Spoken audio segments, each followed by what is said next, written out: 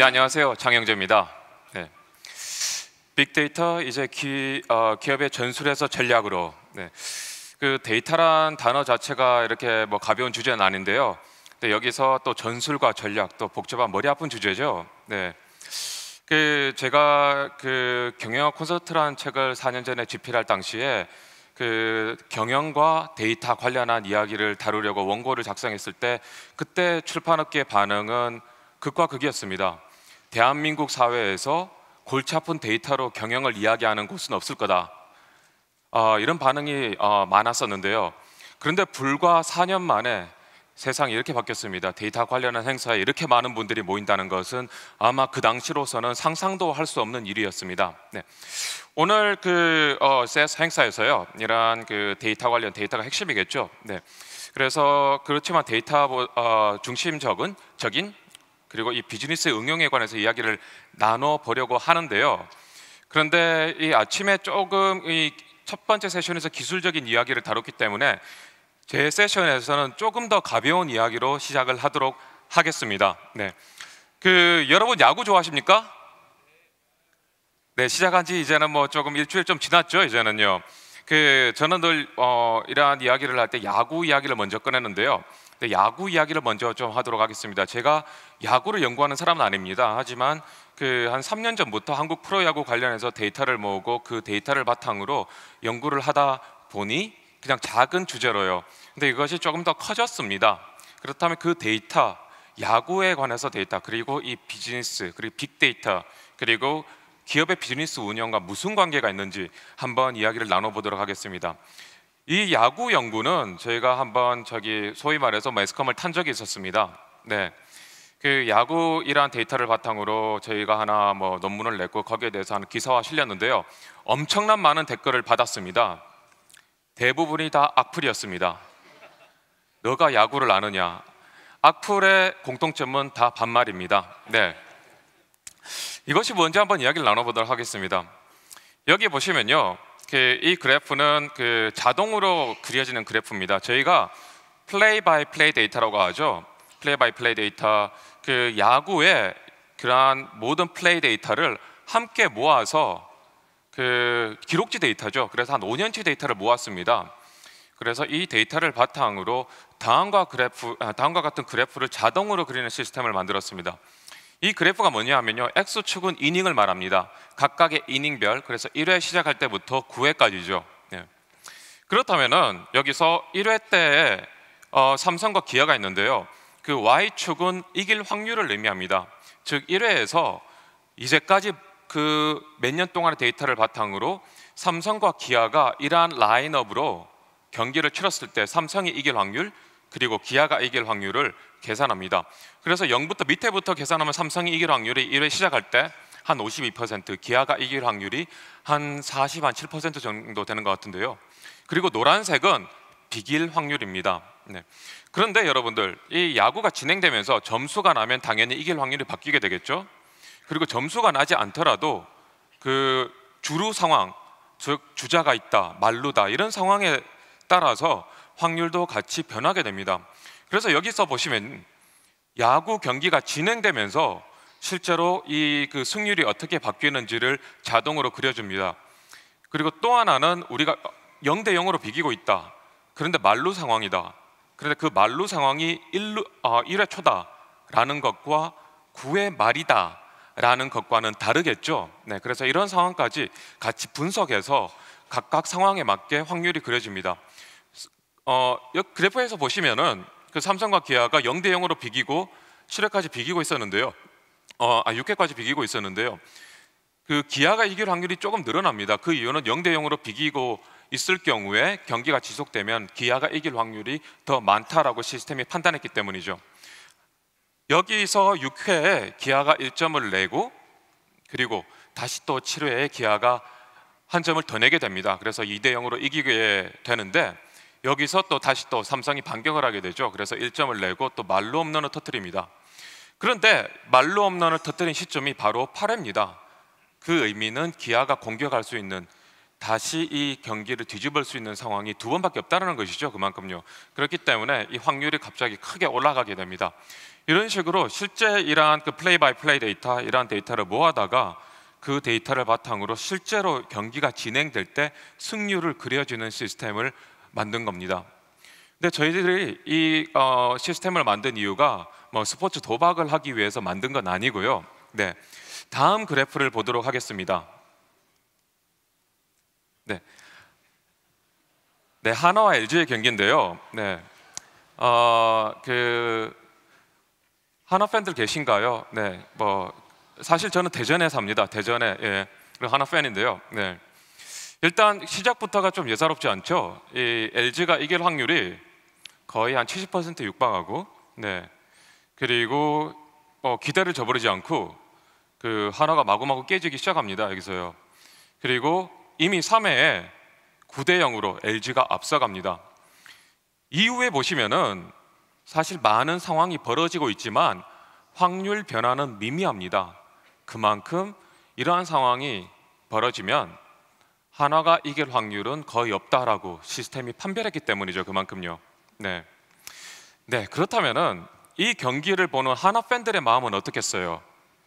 네, 제가 이런 질문을 던지니 어느 분이 이렇게 대답을 하시더라고요. 아무런 생각 없다. 한화 팬들은 이미 돌부처다. 네, 그거는 뭐 딴 이야기고요. 네, 어쨌건 뭐 한화 팬들은 일단 뭐 경기를 이미 뭐 한 3회 정도 되면은 채널을 돌리겠죠. 딴 데로요. 이만큼. 네, 그렇다고 LG 팬들이 정말 재미있게 이 경기를 볼까요? 그건 아니겠죠. 이미 경기가 한쪽으로 수렴됐기 때문에 그만큼 LG 팬들도 재미있게 경기를 보진 않을 겁니다. 네, 그렇다면은 저희가 이 그 다음 경기를 보도록 하겠습니다. 다음 경기는 그 삼성과 두산의 경기인데요. 결론부터 이야기 드리자면은 비긴 경기입니다. 우리나라는 9회 말까지 경기를 진행하고 비겨있으면 12회까지 하고 끝까지 결과를 바탕으로 이 무승부가 나올 수 있죠. 네, 그래서 9회 지나고 난 다음에 노란 그래프가 증폭한다는 이유는 그만큼 이제 비길 확률이 커진다는 의미입니다. 그 스포츠 경기에서 서로 비겼다 결론만 놓고 보면 이 경기가 재미없다라고 생각할 수 있겠죠. 하지만 과연 이 경기가 재미없을까요? 엎치락뒤치락 역전에 저역전을 거듭하면서 아마 결론은 무승부로 끝났지만 굉장히 재미있었을 경기라고 어느 정도 생각할 수 있습니다. 그렇다면은 다음 한번 그 재미난 질문을 던져봤습니다. 저희가요. 그 야구 경기에서 재미를 수치화할 수 있을까? 한번 질문을 던져봤습니다. 그리고 관련해서 연구가 있는지 살펴보니 야구 역사가 100년이 넘었음에도 불구하고 이러한 재미있다라는 경기의 재미를 수치화한 건 없더라고요. 연구에서요. 그래서 다음과 같은 하나의 연구 주제를 잡아서 한번 연구를 시작했습니다. 이러한 연구, 즉 저희들이 다음과 같은 가설을 세웠습니다. 이러한 야구 경기에서 한쪽으로 수렴하는 경기, 즉 한쪽 팀이 일방적으로 이기는 경기는 재미없을 것이다 라는 가설을 세우고, 또 하나는 경기가 서로서로 팽팽하게 접전을 거듭하면서 진행되는 경기는 재미있고, 특히 이러한 경기가 진행되다가 마지막에 어느 팀이 끝내기로 이겨버리면 엄청 재밌을 것이다 라는 가설을 세웠습니다. 어떻게 보면 뭐 좀 당연하죠. 상식이죠. 하지만 당연하더라도 이것을 한번 증명해 볼 필요가 있죠. 네. 그래서 저희들이 증명하기 위해서는 데이터가 필요합니다. 그럼 어떤 데이터가 필요할까요? 네. 과거에는 이러한 경기를 바탕으로 뭔가 데이터를 수집한다 하면 가장 많이 쓰는 것이 바로 설문조사입니다. 이 경기를 본 관중들, 다음 경기를 본 관중들을 대상으로 설문조사를 하겠죠. 네. 그런데 설문조사 특징이 뭐예요? 모든 그 샘플을, 모든 그 대상을 바탕으로 설문조사를 불가능하죠. 하는 것은요. 그래서 설문조사의 가장 대표적인 것이 바로 샘플링입니다. 즉 소수의 샘플이 전체를 다 대변한다는 것이죠. 어떻게 보면 이것이 고전통계의 핵심입니다. 고전통계의 핵심이라는 것은 우리가 취합할 수 있는 데이터는 제한되어 있고 그 데이터를 가지고 분석하는 것도 제한되어 있다. 대신에 몇 개를 가지고 전체를 유추한다는 그런 개념이죠. 네. 그런 개념이 그 고전통계라고 이야기를 할 수 있습니다. 하지만 저희는 이러한 빅데이터 시대에서 그 방법을 좀 바꿨습니다. 네. 전수조사를 하자. 네. 그런데 야구장 가서 경기 본 관중들을 대상으로 전부 다 설문지 돌릴 수는 없죠. 그래서 대신 저희들이 댓글을 긁었습니다. 즉 물리적인 상황은 불가능하겠지만, 네. 이러한 사이버 상황에서는 그 관중들의 하나의 리액션, 그 반응을 볼 수 있겠죠. 댓글이 1년에 한 1000만 개 정도 되더라고요. 그래서 이러한 댓글을 바탕으로 저희들이 분석했습니다. 네. 다음과 같이 각각 여기 보시면은 각 경기당 이닝에 올라오는 댓글 수입니다. 네. 그래서 그 댓글 일단은 여기 숫자가요. 여기 절대적인 숫자를 보시면은 아래 경기가 훨씬 더 많다는 걸 볼 수 있겠죠. 네. 그리고 중요한 것은 이렇게 경기가 진행되면서 댓글 수가 줄어듭니다. 그만큼요. 흥미를 잃고 있다는 말이죠. 그에 반해서 여기서 댓글 수가 급격하게 늘어납니다. 네. 이처럼 한쪽으로 수렴되는 경기일수록 댓글 수가 감소하는 패턴을 다른 모든 경기에서도 볼 수 있었고, 그리고 또 반대로 팽팽하게 접전이 이어지다가 한쪽으로 끝내기로 이기는 경기일수록 댓글이 엄청나게 그냥 늘어나는 현상을 발견할 수 있었습니다. 그래서 저희 가설을 증명할 수 있겠죠. 네. 한 가지 여담이지만은 이렇게 좀 재미없는 경기임에도 불구하고 댓글이 한 이닝에 500개 이상은 늘 달리더라고요. 네. 우리나라 프로야구 경기 하루에 많이 하면은 4경기 하죠. 4경기 모두 댓글을 다시는 분이 한 30명 정도 됩니다. 예. 예. 그런데 재미있는 사실은요, 댓글이 2000개 이상 올라가려면은 평소 때 댓글을 안 다는 분들도 직접 달아야 됩니다. 그 정도. 그것은 어떻게 보면 마케팅에서 굉장히 큰 의미입니다. 하나의 임계점이 존재한다는 것이죠. 즉 내가 적극적으로 나서는 하나의 임계점이 있다는 것입니다. 즉 내가 어떤 물건을 구매했을 때 그 물건이 너무 좋으면 내가 그 물건을 광고하기 시작한다라는 것과 어느 정도 일맥상통한다는 것이죠. 그만큼요. 네. 그런데 여기서 끝이 아닙니다. 네. 여기까지는 일반적으로 통계 분석이었다면 이젠 이걸 바탕으로 뭔가를 할 수 있겠죠. 무엇을 했냐? 바로 자동 하이라이트 시스템을 개발 중에 있습니다. 즉 여기서 확률이 갑자기 변했다라는 것은 뭔가 중요한 일이 이벤트가 있었다라는 것이죠. 그리고 또 확률이 변한 게 없는데 댓글이 올라갔다라는 것은 재미있는 일이 또 있었다라는 것입니다. 그래서 이런 데이터를 바탕으로 내가 야구 경기를 보러 왔는데 지금 TV를 켰는데 지금 5회다. 그러면 내가 하이라이트를 보고 싶어요. 그런데 나는 야구 매니아하고 특히 또 수비 중심으로 보고 싶다. 내가 응원하는 팀에. 그럼 퍼스널라이즈하게 맞춰서 하이라이트를 끊어줍니다. 자동으로요. 거기서 맞춰서. 그래서 여기 보시면은 하이라이트가 작성된 겁니다. 그래서 처음에 뭐 하이라이트 시고는 당연히 있어야 되겠고요. 그리고 각각의 그 중요한 포인트를 자동으로 잘라서 편집해서 이렇게 만드는 시스템입니다. 네. 그렇다면 제가 이 의미가 무엇일까요? 이러한 데이터 사회에서요. 네. 제가 이 그 시스템을 소개드리는 이유는 3가지가 있습니다. 첫 번째는 우리가 생각하지 못한 다양한 데이터들이 존재한다는 것입니다. 과거에는 설문조사, 그래서 관객들의 반응을 본다라고 하면 설문조사나 아니면 직접적으로 관객을 대한다라는 것을 생각하지만 또 한편으로는 사이버상에서 많은 데이터를 추출할 수 있습니다. 그리고 또 하나는 제가 드리고 싶은 의미는 이러한 하나의 고도의 분석이 가능하다는 것입니다. 고차원 분석이요. 네.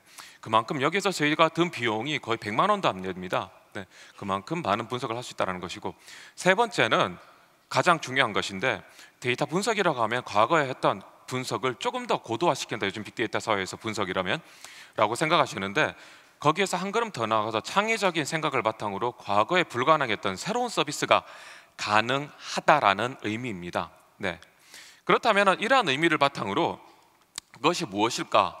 실제 사례를 바탕으로 설명을 드리겠습니다. 그런데 그 전에 일단 여기 계신 분들은 데이터를 고민하시는 분들이죠. 그래서 일단은 현대 데이터 사회에서 가장 중요한 것은 빅데이터 이슈가 과거에 불가능했던, 그리고 과거에 취합하지 않았던 데이터를 새로 모은다라는 사실입니다. 그래서 이러한 빅데이터 팀을 구성하거나 아니면 빅데이터 고민하시는 분들의 가장 밑단은 일단은 IT 쪽이죠. 그래서 이러한 많은 데이터를 모으고 그리고 그런 데이터를 바탕으로 관리하고 새로운 데이터를 모은다라는 하나의 가장 밑단이라고 할 수 있습니다. 네. 하지만 데이터를 모으기만 하면 안 되겠죠.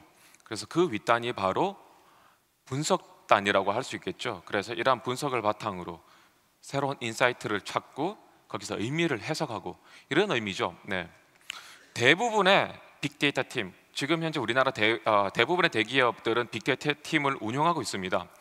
이런 구조를 가지고 있습니다. 그래서 IT단과 이러한 분석단을 같이 운영하고 있습니다. 그런데 제가 뭐 산업 프로젝트를 많이 하면서 제가 느낀 게 하나 있습니다. 빅데이터 팀을 운영하면서 성공한 팀과 있고 아직까지 결과가 안 나온 팀이 있습니다. 그런데 그 간극이 무엇일까? 차이가 무엇일까? 그것을 좀 분석해 봤습니다. 그런데 굉장히 하나의 차이가 있더라고요. 다음과 같은 사례를 보도록 하겠습니다. 네. CRM에서 굉장히 유명한 사례죠. 네. 금요일 오후에 아기 기저귀와 맥주가 같이 판매되더라. 네. 굉장히 새로운 파인딩입니다. 야, 아기 기저귀 금요일 날 오후에 아기 기저귀에 맥주가 같이 판매된다. 네. 새로운 하나의 인사이트입니다. 야, 우리 이런 적은 몰랐다. 이 데이터를 분석해 보니 이런 것도 나오는구나. 굉장히 막 흥분되죠. 그러면 이 결과를 발표를 했을 때 나오는 반응을 보겠습니다. 첫 번째는 야, 정말 신기하다. 하지만 영업하시는 분들의 반응은 다음과 같습니다. 그런데 나보고 어쩌라고. 네. 이게 왜냐하면요, 새로운 인사이트이기 때문에 이러한 인사이트, 새롭다라는 것은 하나의 리스크를 의미합니다. 네. 새로운 리스크. 그렇다면 이걸 바탕으로 좋은 인사이트인데 영업 현장에서 아기 기저귀와 맥주를 합하라는 것인지, 섹션을, 아니면 일부분만 같이 합쳐 놓으란 말인지, 기저귀를 사면은 맥주 10% 디스카운트 쿠폰을 주란 말인지, 뭐 예를 들어서요, 구체적인 의사결정이 나오지 않으면 실질적인 현장에서 액션은 어렵습니다. 네. 왜냐하면 현장에서 만약에 어떤 액션을 바탕으로 추진을 했다가 그것에 대한 책임은 바로 현장에서 져야 되기 때문에 그러한 액션을 내기 두려워한다는 것이죠. 그만큼요. 네. 즉 여기서 분석이 하나의 리포트로 끝나면 안 된다는 것이죠. 분석은요, 인사이트를 찾았지만, 이런 데이터를 바탕으로 인사이트를 찾았지만 그 윗단 하나가 더 필요합니다. 그것은 바로 구체적인 의사결정을 내고 그 의사결정을 바탕으로 함께 오너십을 가지고 책임을 져야 된다는 것입니다. 한 팀으로요. 네. 그것이 바로 빅데이터, 그 다음에 이러한 성공을 위한 하나의 그 키라고 할 수 있습니다. 네. 저는 이 세 가지 단계를 가장 중요시 생각하고요. 그 다음에 그 윗단이 꼭 필요하다고 늘 강조합니다. 그리고 실제로 성공한 기업들, 성공한 사례는 이 윗단이 있었기 때문에 가능하고, 그것이 있었기 때문에 현장에서 액션을 하고, 현장에서 액션을 했기 때문에 성공 사례가 도출할 수 있었다라고 이야기 드립니다. 그렇다면 그런 의미에서요, 제가 세 가지 사례를 소개해 드리겠습니다. 네. 첫 번째 사례는 그 DBS 뱅크, 그 싱가포르에서 싱가포르 개발은행이죠. 네. 그 가장 많은 ATM기를 운영하고 있습니다. 네. 그런데 여러분들 ATM기 사용할 때, 그 직접 ATM기 사용할 때 돈을 뽑아야 되는데 돈이 없다, 이런 적 한번 경험해 보셨죠? 네. 자주 있습니다, 이런 경우요. 네. 그리고 어떤 ATM 기계 가면 사람들이 너무 많이 줄을 서 있고, 어떤 기계에는 옆에 동네 가면 아무도 사용하지도 않고, 이런 하나의 언밸런스가 있죠. 네. 그래서 여기 DBS 뱅크에서는 무엇을 했냐? 아주 좋은 데이터가 있습니다. 아주 좋은 데이터. 바로 ATM 기계에서 나오는 로그 데이터죠. ATM 기계에서 어떤 데이터가 축적되고, 그 데이터가 어떤 고객들이 오면 돈을 얼마나 인출하고 어느 시간에 오고. 그런데 과거에는 이런 데이터가 놀고 있었습니다. 기계에서 생성되는 데이터, 인터넷 오브 띵스, 사물 인터넷, 하나의 개념이죠. 네. 그래서 이런 데이터를 바탕으로 어느 시점에 고객들이 몰리고, 한번 고객들이 오면 얼만큼 돈을 빼고, 그래서 착안한 것이 그러면 ATM 기계를 어떻게 배치를 해야 되겠고, 그리고 또 하나는 현금을 얼마나 자주, 얼마나 채워 넣어야 되는가. 바로 재고 문제죠. 재고 문제. 즉 재고라는 것은, ATM 기계의 재고는 바로 현찰이죠. 네. 그래서 어느 시점에 얼마나 넣어야 되는 것을 바로 판단했습니다. 그래서 여기 보시면요, 첫 번째는 이러한 데이터, 새로운 데이터입니다. 여기서 의미하는 것은요, 과거에 다루지 않았던 새로운 데이터를 다룬다는 의미죠. ATM 기계 장비에서 생성되는 수많은 데이터를 ATM 기계에서 바로 관리하고 그 데이터를 활용한다는 하나의 첫 번째 의미입니다. 그리고 두 번째 의미는 분석을 해야 되겠죠. 네. 그래서 분석을 하고, 특히 또 여기에서는 하나의 그 큐잉, 대기 시간, 고객들이 얼마나 기다리는지, 그리고 고객들이 한번 돈을 인출하면 얼마나 해야 되는지, 이러한 것을 바탕으로 조금 더 어드밴스드된 분석을 하고 거기에서 더 나가서 이제 수요를 예측하는 것이죠. 그래서 패턴이 없는지, 그리고 거기에 대해서 요일마다 고객들이 어느 시간대에 얼마만큼 돈을 빼는지 분석을 하고, 그리고 마지막에서는 이러한 분석이 마지막에서는 나오는 것이 바로 그렇다면은 ATM 기계가 어디에 배치돼야 되고, 그리고 여기서 학문적으로 replenishment라고 하죠. 돈을 얼마나 자주 채워 넣어야 되는지, 얼마나 채워 넣어야 되는지, 그리고 현금 수송 차량들의 그 로지스틱스를 어떻게 결정해야 되는지를 판단하는 것입니다. 즉 여기서 이렇게 하면 됩니다라는 하나의 리포트가 아닌 현장 중심에서 액션을 하기 위한 구체적인 의사결정이 나온다는 것이 하나의 성공의 비결이라고 할 수 있겠죠. 네. 그 다음 사례는요, 그 올랜도 매직 그 NBA 시즌 티켓 관련된 사례입니다. 여기서 그 시즌 티켓, 특히 그 시즌 티켓이 한 시즌에 이 티켓을 사면 이제 시즌 동안 여러 경기를 볼 수 있겠죠. 네. 그뿐만 아니라 여러 가지 이제 뭐 세일즈 채널들이 있습니다. 네. 이 사례에서는 이 경기의 흥미도와 티켓 판매도, 그리고 관객들이 어떻게 반응하는지 여러 가지 데이터를 바탕으로, 그것을 바탕으로 고객들이 이러한 판매 가격에 대해서 어떻게 반응을 하는지를 조사를 했습니다. 그리고 그것을 바탕으로 시즌 티켓의 가격을 어떻게 결정해야 되고, 그리고 그 시즌 티켓의 가격, 디스카운트 레이트를 어떻게 결정을 해야 되는지를 판단한 것이죠. 그만큼요. 그래서 이 사례에서도 마찬가지로 그 첫 번째는 이러한, 특히 이 사례에서 중요한 점은 바로 또 외부 데이터입니다. 외부 데이터, 관객들 그리고 엔터테인먼트를 어떻게 생각하는지요. 네. 외부 데이터를 적극, 즉 기업 내 내부 데이터만 보는 것이 아닌 외부 데이터를 활용한다는 것이죠. 최근 우리나라 정부에서도 지금 공공정보, 특히 정부 3.0이라는 하나의 캐치프레이즈로 공공정보 개방을 적극적으로 하고 있습니다.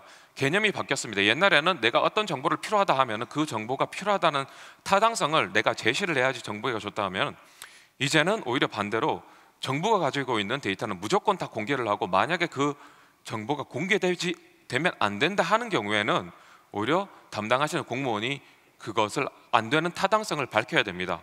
그런 식으로 바뀌고 있습니다. 그렇다면은 시장의 반응, 그리고 모든 국민들이 어떻게 생각하는지 다양한 데이터들을 취합할 수 있겠죠. 그리고 그것을 바탕으로 기업들이 활용할 수 있습니다. 그런 시대가 지금 열리고 있고, 저도 거기에 대해서 같이 참여하고 있습니다. 네. 그만큼 외부 데이터의 활용도가 지금 중요한 하나의 분석으로 떠오르고 있습니다. 그리고 이러한 분석을 바탕으로 특히 여기에서 수요, 특히 이러한 경영학에서 레비뉴 매니지먼트로 하죠. 가격을 어떻게 결정할 것인가, 가격 디스카운트를 어떻게 할 것인가, 고객을 어떻게 나와서 어떤 가격을 제시할 것인가. 여러분들 비행기 타면 비행기 좌석마다 다 가격이 다르죠. 그러한 방식을 이제 스포츠에 응용을 했습니다. 그리고 그것으로 끝나는 것이 아닌 바로 이제 어떤 티켓은 가격을 얼마나 배정을 해야 되는지, 그 티켓을 얼마나 판매를 해야 되는 것인지를 수치화해서 의사결정 하나의 매뉴얼을 만들었죠. 네. 그래서 직접적으로 하나의 의사결정을 직접 고도화시켰다라는 것입니다. 네. 그리고 또 하나는요, 마지막 사례인데요, UPS입니다. 이 UPS 같은 경우에서도 개념이 같습니다. 제가 설명드리는 건요. 네. 여기서는 그 UPS 물류 서비스 기업이죠. 세계에서 가장 큰. 네. 그래서 엄청난 많은 물류를 처리하고 있습니다, 하루에. 근데 여기서 새로 착안한 점이 무엇이냐? 바로 자동차 데이터입니다. 텔레매틱스라고 하는데요. 실제로 여러분들 자동차에서 핸들 옆에 조그마한 단자가 있습니다. OBD 데이터. 그거 OBD 데이터에 내가 엑셀을 얼마나 자주 밟는지, 그리고 브레이크를 얼마나 밟는지, 그리고 얼마나 연비가 얼마나 되는지, 이러한 데이터를 바로 휴대폰으로 바로 가져올 수 있습니다. 단 한 5만 원만 투자하면요, 바로 표준이 있기 때문에요. 그런데 과거에는 이런 데이터를 활용을 안 했죠, 오퍼레이션에서는요. 하지만 이 데이터를 바탕으로 직접 운행을 할 때 지금 어디 위치, GPS 데이터, GIS 데이터, 그다음 자동차 데이터를 바탕으로, 그래서 가장 효율적으로 소위 말해서 택배 운영을 바로 적용한 것이죠. 그래서 그 패키지가 얼마나 딜리버리 돼야 되는지, 그 다음에 그 지역에 이러한 트럭이 얼마나 배치돼야 되는 것인지, 그리고 가장 중요한 것은 라우팅이죠. 어떤 경로로 이동해야 되는지요. 예. 그래서 저희들이 이것을 제가 자료를 준비하기 위해서 저희 카이스트에서 지금 한번 간단하게 해봤는데요. 이거는요. 네, 여기 보시면, 네, 저희는 카이스트 학부학생이 한 겁니다. 이거는요. 그래서 보시면은 실제로 이제 프로그램이 돌아가고 있고 shortest route인 걸 실시간으로 구합니다. 그래서 여기서 이제는 어떤 지역을 배송을 하면은 배송하고 돌아야 되겠죠. 그래서 돌고 여기서 이제는 최적의 솔루션 이렇게 돌면은 나옵니다라고 실제로 나옵니다. 네. 그리고 여기서 이제는 이렇게 분석이 되어서 나오죠. 그래서 각각의 분석이 이제 각각의 분석마다 비주얼하게 나와서 그것이 이제는 일단 어떤 의미를 가지고 있는지를 바로바로 분석하는 것이죠. 네. 그래서 이런 분석 툴을 한번 만들어봤습니다. 제가 이 슬라이드를 준비하면서요. 네. 그래서 여기서도 마찬가지로 과거에 놀고 있던 데이터, 자동차 데이터 그리고 GPS, GIS 데이터를 적극적으로 활용하고 그것을 바탕으로 물류를 예측하고 그 예측을 바탕으로 트럭이 몇 대가 배치되어야 되고 그리고 그 배치를 어떻게 운영을 해야 되는 것인지를 굉장히 구체적인 의사결정을 제시하고 그러한 의사결정을 제시했다는 말은 이제는 분석팀이 빅데이터 팀이 오너십을 가진다는 의미입니다. 그만큼요. 내 분석에 내가 책임을 지겠다라는 것이죠. 그만큼요. 즉 그만큼 제가 드리고 싶은 메시지는요 다음과 같습니다. 저는 제가 사실 저는 기계공학을 전공했습니다. 어떻게 보면은 한국 빅데이터 관련해서는 어떻게 보면 미단하라고 할 수 있는데요. 근데 어떻게 보면 기계공학에서 이야기하는 머신러닝이죠. 기계학습이나 데이터 마이닝에서 이야기하는 기계 머신러닝이나 뭐 그렇게 뭐 다른 건 없습니다. 사실은요. 근데 제가 이야기를 드리는 이유는 사실 저는 어떻게 보면 필드에서 배웠습니다. 이런 데이터 분석이나 이런 방식들을요. 제가 회사에 다니면서 제가 회사에서 근무하면서 제 보스한테 배운 가장 큰 레슨이 바로 다음과 같은 하나의 이야기였습니다. Don't be a backroom mathematician. 뒷방의 수학자가 되지 말라는 것이죠. 네. 그 의미는 무엇이냐? 이런 분석가들이 분석을 하고 엄청난 고도의 분석을 해서 그 결과가 리조트가 리포팅으로 나오는 것이 아니다라는 것이죠. 리포팅이 아니라 현장을 알고 현장에 뛰어들고 현장을 알고 현장의 의사결정에 책임을 지고 직접 무언가를 해야 된다라는 것입니다. 그만큼요. 한 가지 예가 제가 4월 1일 날 모 지역에 지역은 이야기 안 하겠습니다. 모 지역에서 일기예보를 봤습니다. 거기 일기예보에 벚꽃이 필 날짜를 예보를 하더라고요. 4월 1일 날 예보에서 이 지역에 벚꽃이 필 날짜를 개화할 날짜를 4월 7일이라고 예보를 했습니다. 4월 7일. 근데 제가 창문을 열어봤어요. 이미 벚꽃이 만개하고 있습니다. 자, 이러한 것이 데이터를 볼 때 그냥 숫자만 보고 판단을 한다는 것의 하나의 오류라고 할 수 있겠죠. 그리고 또 하나는 이러한 만개하는 그 모델이 습도, 온도가 제일 큰 영향 분석 인자로 활용을 했습니다. 과거부터 지난 한 20년까지 그렇게 했죠. 하지만 여기서 만약에 보십시오. 이미 블로그 들어가면은 벚꽃에서 찍은 사진들이 많이 올라오고 있습니다. 그렇다면 기상청에서도 이러한 블로그 데이터 그리고 비정형 데이터 과거에 쓰지 않은 데이터를 바탕으로 분석을 했더라면은 그리고 중요한 건 현장을 또 뛰어야 되겠죠. 조금 더 좋은 분석을 할 수 있지 않았나 그렇게 생각을 했습니다. 즉 이처럼 다양한 데이터들이 많이 있고 그러한 데이터를 이제 적극적으로 활용한다라는 그런 의미 그리고 그것을 바탕으로 구체적인 의사결정을 내리고 거기에 대해서 오너십을 가지고 함께 참여한다. 그것이 바로 이제는 하나의 기업의 전략으로 스며들어야 된다라는 것입니다. 네. 의사결정이 필요한 정보는 어디엔가 다 있다. 이제는 우리가 의사결정을 내릴 때 이러한 필요한 정보가 없다라는 가정을 늘 가지고 있었습니다. 하지만 이제 세상이 바뀌었습니다. 이러한 이제는 필요한 정보는 어디 있는지 있습니다. 그것을 바탕으로 이제는 더 나은 의사결정을 내린다라는 것이 중요하다는 사실로 제 강연을 정리하도록 하겠습니다. 감사합니다.